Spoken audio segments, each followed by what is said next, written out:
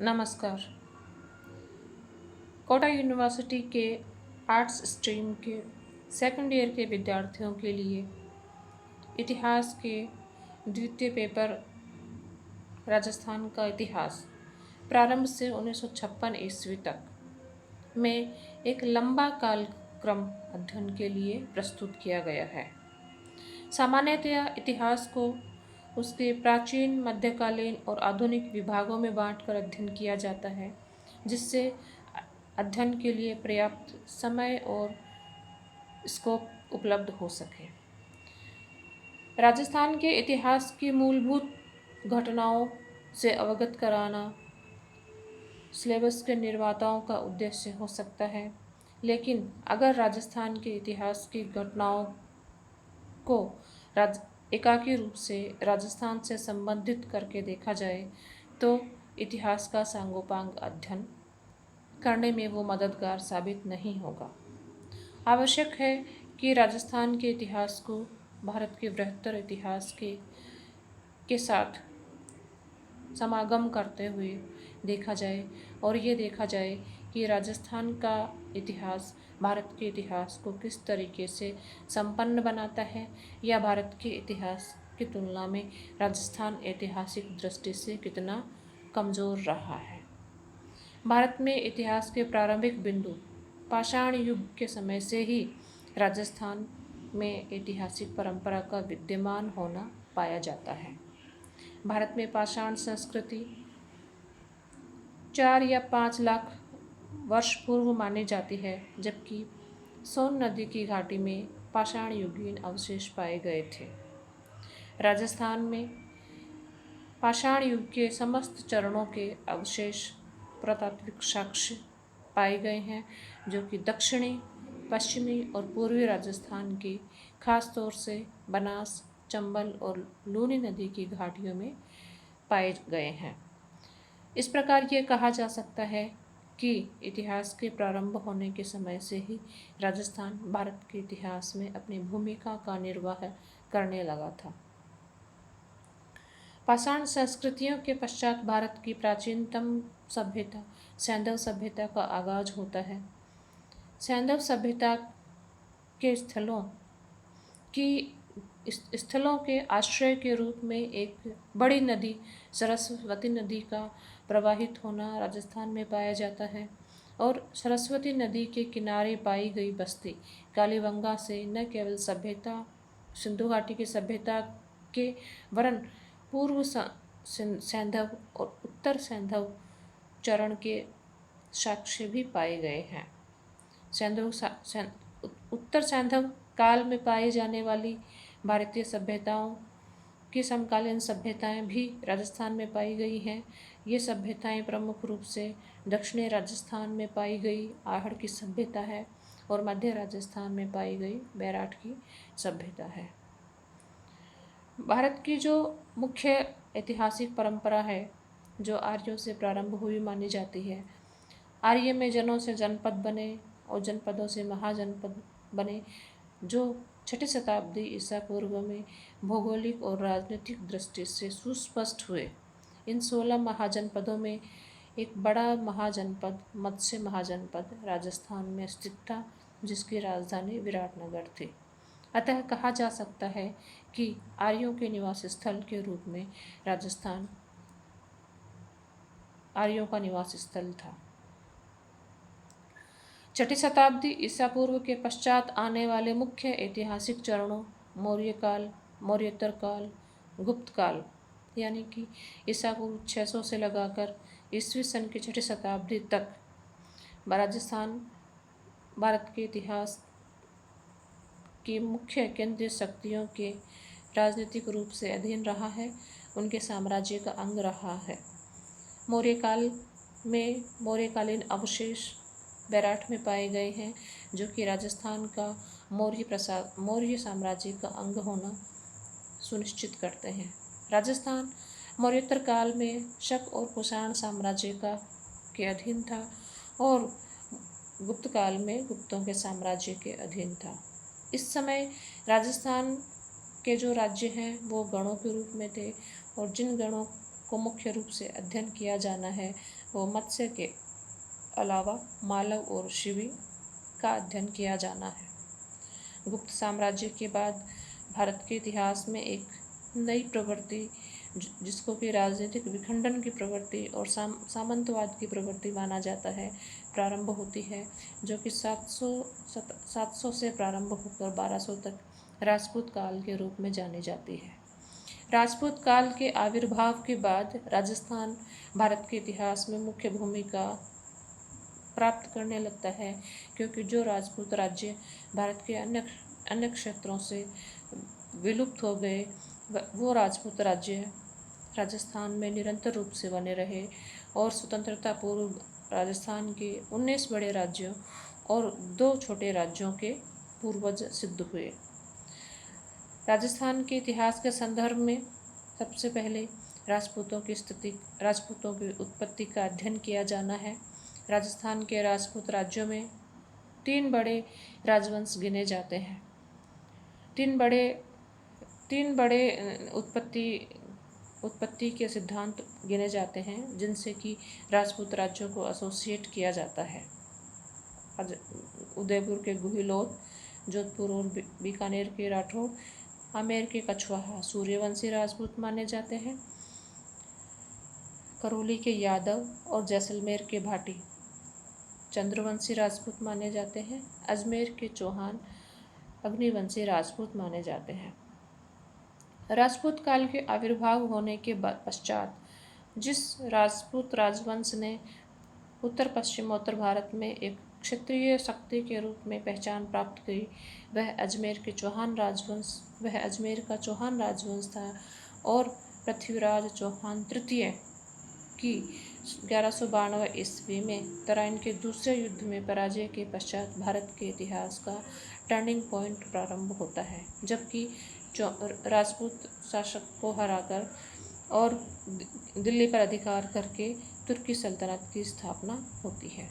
तुर्की सल्तनत की स्थापना के पश्चात भारत में 2 विरोधी प्रवृत्तियां समान रूप से शक्तिशाली दिखाई देने लगती हैं। प्रथम, केंद्रीय सत्ता के द्वारा क्षेत्रीय शक्तियों को विजित कर अपने अधीन लाने की प्रवृत्ति तथा द्वितीय, क्षेत्रीय शक्तियों के द्वारा अपनी स्वायत्तता को बनाए रखने की प्रवृत्ति।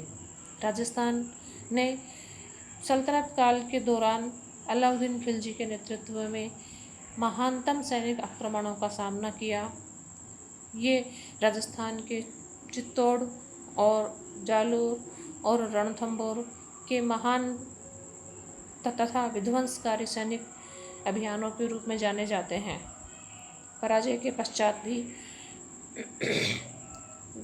तुर्की सुल्तान स्थायी रूप से राजपूत राज्यों को अपने अधीन नहीं कर सके और जैसे ही तुर्की सत्ता केंद्रीय शक्ति के रूप में कमज़ोर होने लगी, राजपूत राज्य मजबूत शासकों के रूप में उभरे और क्षेत्रीय शक्तियों के रूप में पहचान अर्जित की।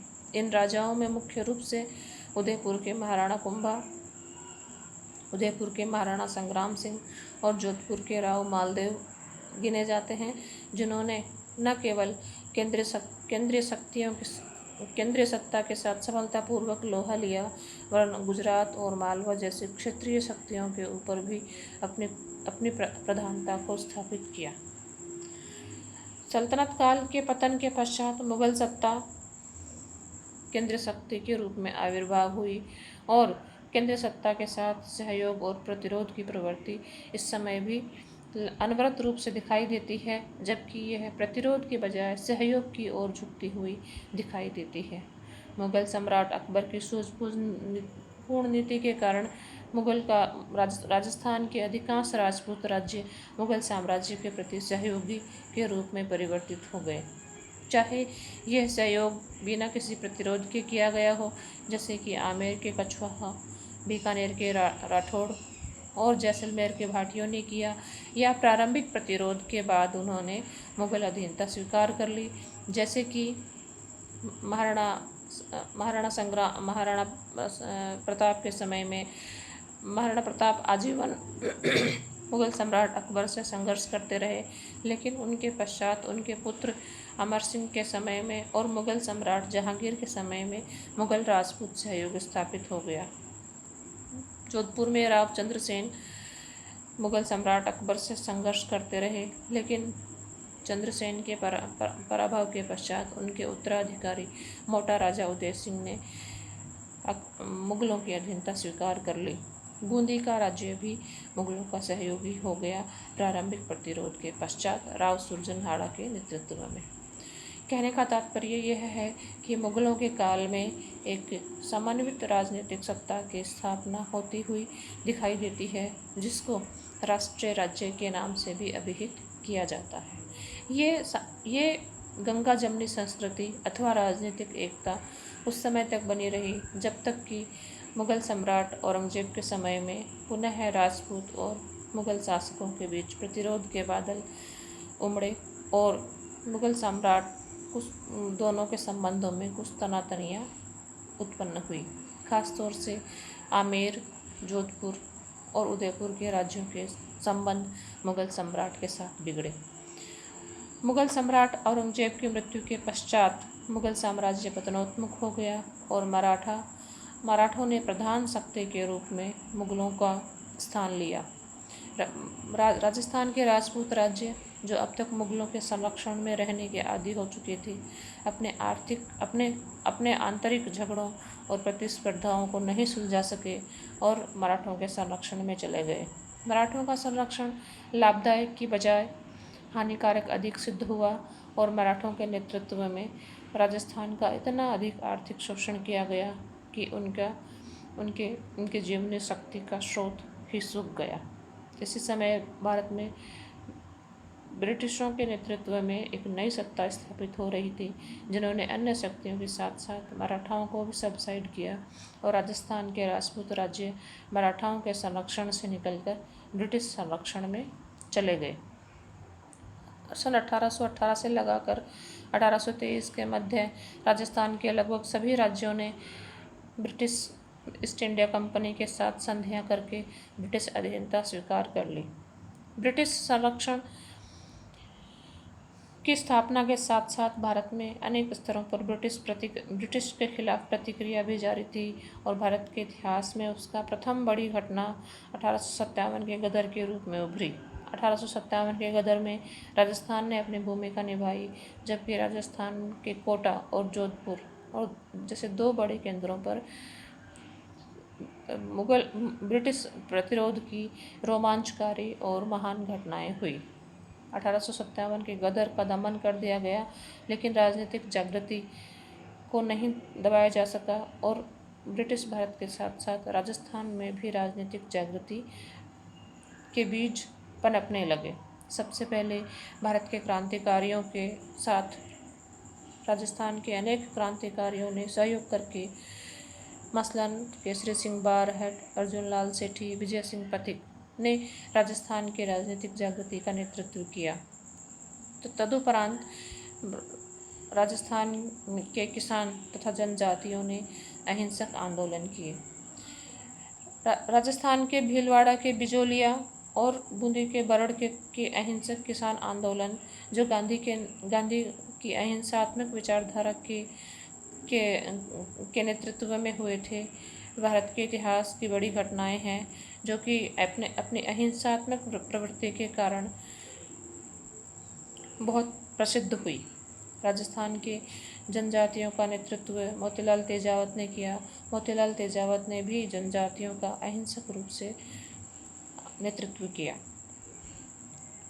19वीं शताब्दी के दूसरे दशक में राजस्थान में अनेक पढ़े लिखे मध्यम वर्ग के लोगों के द्वारा राजनीतिक संगठनों की स्थापना की गई, जो कि जनता के हितों से संबंधित अनेक मुद्दों पर कार्य करने लगे और 19वीं शताब्दी के तीसरे दशक में राजस्थान के लगभग सभी राज्यों में प्रजामंडलों की स्थापना हुई। ये प्रजामंडलों ने अपने अपने राज्यों में अपने राजाओं के नेतृत्व में संवैधानिक शासन की स्थापना की मांग की। 1942 के भारत छोड़ो आंदोलन में प्रांतीय रियासतों के आंदोलन भारत छोड़ो आंदोलन के साथ मिल गए और भारत का राष्ट्रीय आंदोलन एक अखिल भारतीय आंदोलन बन गया।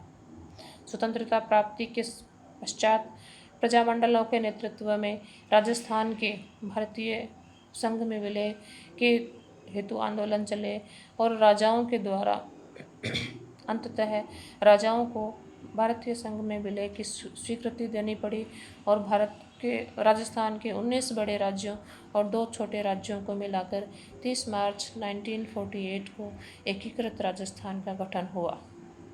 ये एकीकृत राजस्थान 1954 के राज्य पुनर्गठन आयोग की स्थापना के पश्चात पुनर्गठन के दौर से गुजरकर जबकि अजमेर को जिला बना दिया गया और आबू को गुजरात से लेकर राजस्थान में विलीन कर दिया गया, राजस्थान अपने वर्तमान रूप में अस्तित्व में आया और उस समय से निरंतर उसी रूप में बने हुए हैं। ये प्रारंभ से लगाकर पाषाण काल से लगाकर भारत की स्वतंत्रता प्राप्ति तक और स्वतंत्रता प्राप्ति के पश्चात राजस्थान के भारतीय संघ का अभिन्न अंग बनने तक के राजनीतिक इतिहास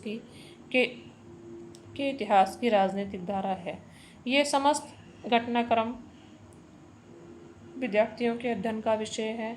इसके अलावा सांस्कृतिक इतिहास के रूप में कुछ संकल्पनाओं का अध्ययन किया जाना है, जैसे कि राजस्थान में चित्रकला की विभिन्न स्कूलें किस प्रकार की थी, दुर्ग स्थापत्य किस प्रकार का था, साहित्य किस तरीके से था, धर्म और समाज सुधार आंदोलन जैसे कि आर्य समाज, रामकृष्ण मिशन ने क्या भूमिका निभाई, राजस्थान में भक्ति और सूफी आंदोलन किस तरीके के थे।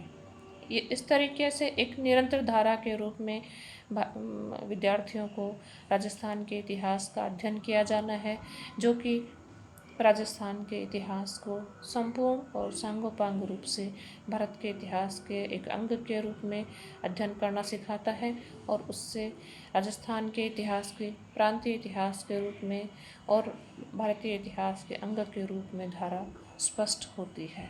धन्यवाद।